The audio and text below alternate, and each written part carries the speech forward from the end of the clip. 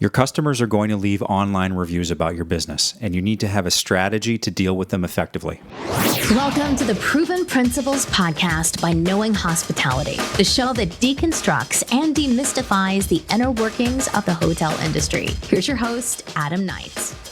Hey everyone, welcome to the show. My name is Adam Knight. I'm a 20-plus year veteran of luxury hotel operations and owner of Proven Principles, a hospitality operations consulting firm. And this is our show where we aim to deconstruct and demystify the best practices of luxury hotel operations. And today's show, I want to spend a little bit of time talking about customer reviews and the fact that you need to have a customer review strategy and how you actually deal with the reviews as they come in. You know, review sites are plentiful, and a lot of them seem to be becoming more like OTAs or online travel agencies. And online travel agencies seem to be becoming more like review sites. Those lines are starting to blur. Whether it's TripAdvisor, Expedia, Facebook, Yelp, OpenTable, there's dozens of them. You've got feedback coming in from multiple sources every single day. And in fact, in the case of Google, as they get entrenched deeper and deeper into the review game, there's actually SEO implications when it comes to the volume of reviews that you're seeing, the quality of the reviews, and not only that, the number and quality of the responses that you as a manager are providing to the reviews that are coming in. So this is a pretty big topic. We're going to try to break it down a little bit today. So given all of this, you need to make sure that you're maximizing your customer reviews, because reviews ultimately lead to increased sales. They impact your company or your brand reputation. They're opportunities to get free marketing. They provide product or company validation. So think of it as like social proof out there in the marketplace for your business, whether it's positive or negative. And you even sometimes get some promotional material out of your reviews. So if you want to use them as testimonials on marketing collateral or on your website, that's an opportunity for you as well. So that's why it's so important to maximize reviews.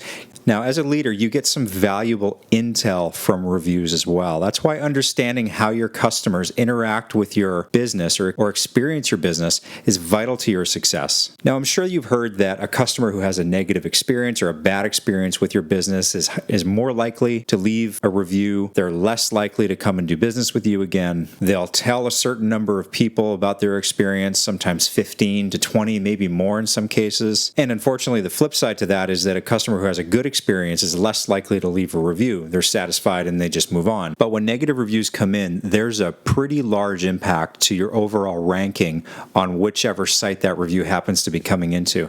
Now, it's difficult to understand or know the inner workings of the constantly changing algorithms that are used to calculate your business ranking on the review sites. But we do know that it can take as many as 20 reviews or 20 positive reviews to undo the damage of a single negative one. And if your review volume is generally low, it can take a really long time to climb out of the hole that a negative review can actually get you into. And that's why it's really good to have a practice of asking for reviews from your customers, actively soliciting reviews, because you want to get as many as you can in.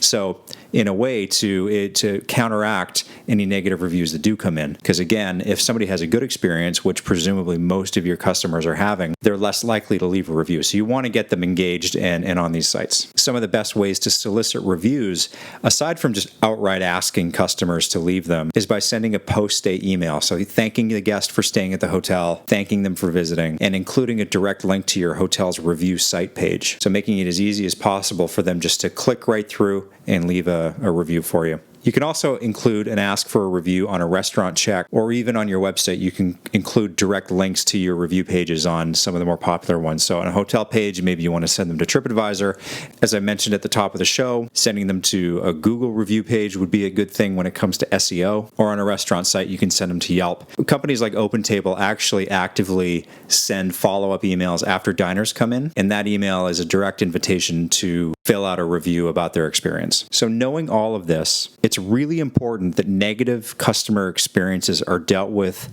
before the customer leaves your business. You don't want to have somebody leaving your hotel or your restaurant that has had a negative experience, first of all, that you don't know about and so you can't fix. But secondly, that experience is likely to end up on an online review. And if they did have a problem and you didn't get a chance to fix it, or if they had a problem and you did fix it, there's actually a lot of data out there that suggests that customers who have a bad experience and that it's solved and turned around become more loyal and more enthusiastic about the business. So never have a customer leave your hotel or your restaurant with an unresolved issue.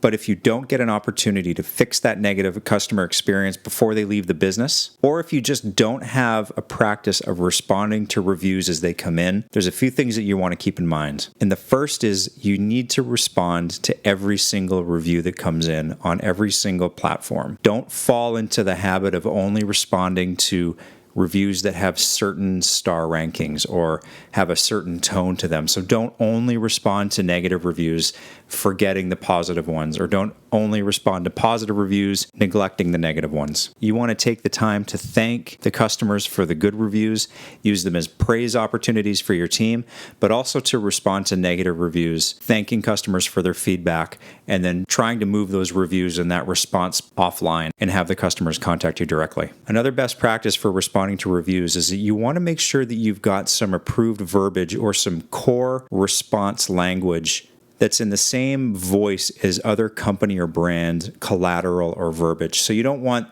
your customer-facing marketing material to be in one voice or to have a particular style of writing, and then your review responses to be completely disconnected from what that voice sounds like out in the public eye. You want there to be some continuity there. So make sure that whatever you're writing in your responses to your reviews has a fairly polished sound to it, or at least it sounds like it's coming from the same place. Now, that's not to say that you want to have canned responses, 3 or 4 set pieces that you just copy and paste as a response to a review as it comes in. You do want to have a level of customization to your responses. So pulling out key aspects of the reviews and mentioning them in your responses makes it seem a lot more personalized, a lot more approachable, and that there's actually a person behind the keyboard reading and responding to these reviews.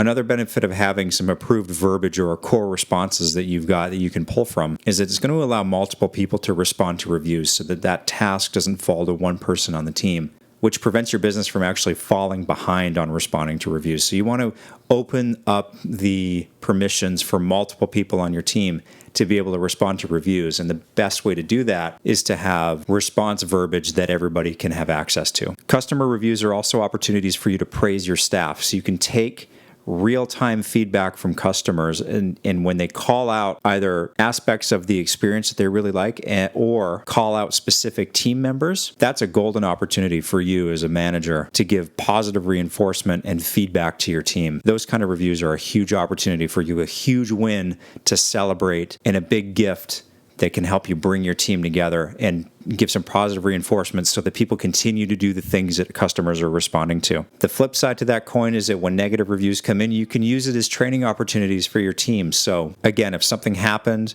and a customer reviews it, they didn't like it, you can quickly change course, train your team up, make sure that they have the information that they need to do their jobs, and move on. Reviews also allow you to correct misinformation from the customer's perspective. So if you're reading a review and it outlines a specific set of experiences that the customer had while they were with you, and some of those things either didn't happen, or if they point to misinformation that's maybe on your website that you would have missed, again, this is an opportunity for you to train your team to make sure that they're communicating the right pieces of information about your business to your customers, and it allows you to correct any errors in the collateral that you have out there, whether it's a website, printed materials, an ad, whatever it is, so that future customers don't have the same issue. And lastly, one of the things about reviews and responses, and this is particularly true when it comes to negative reviews, is that you never want to get pulled into a back and forth conversation through a review response. It's always best to ask the customers to contact you directly, and then you can take that response, that resolution offline, and try to make it right.